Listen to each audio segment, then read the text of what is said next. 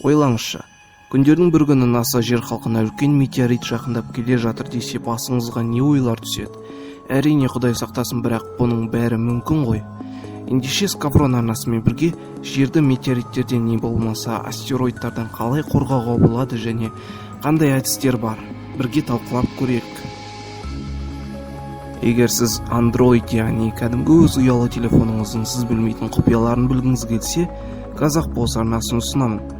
Жақсы видеоларға толы бұл арна сізді қызықтырса тіркеле кетіңіз.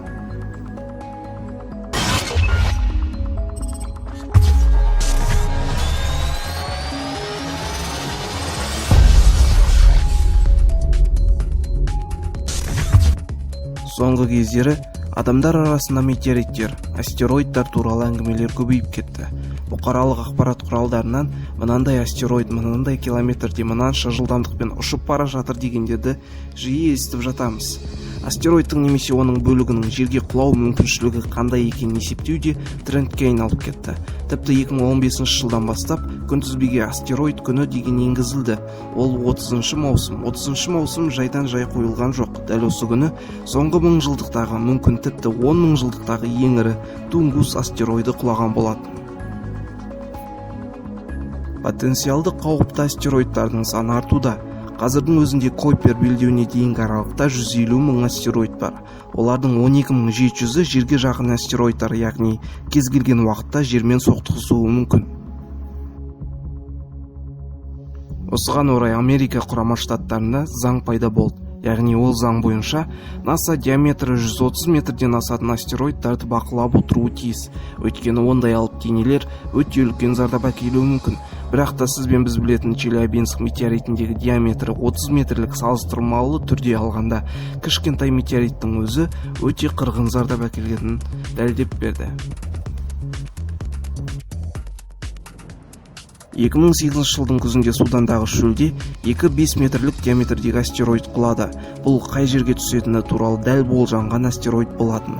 ақш-тағы обсерваториялардың бірінде осы астероидты бір күн бұрын бүкіл траекторияларды өлшеп, құлайтын жерін есептеп шығарған болатын және метеорит сол жерге құлап, нәтижесінде ешқандай зардап болмады.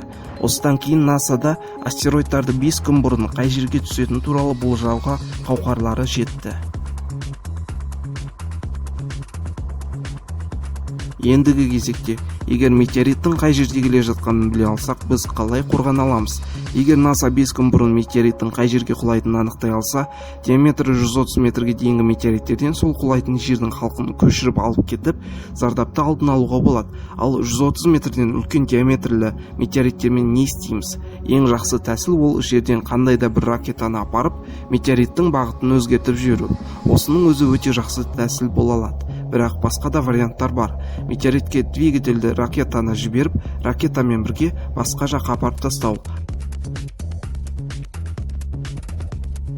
Ал егер астероидты сутек немесе атом бомбаларымен жарып жіберсек, өте қауіпті. Өйткені жарылыстан кейінгі астероид түйіршіктері де өте үлкен зардап әкелуі мүмкін.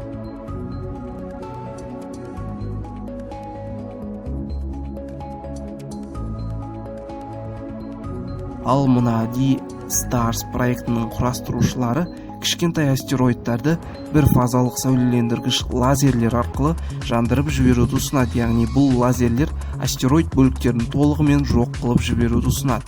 Қазірдің өзінде ондай құрылғылар демонстрациялануда.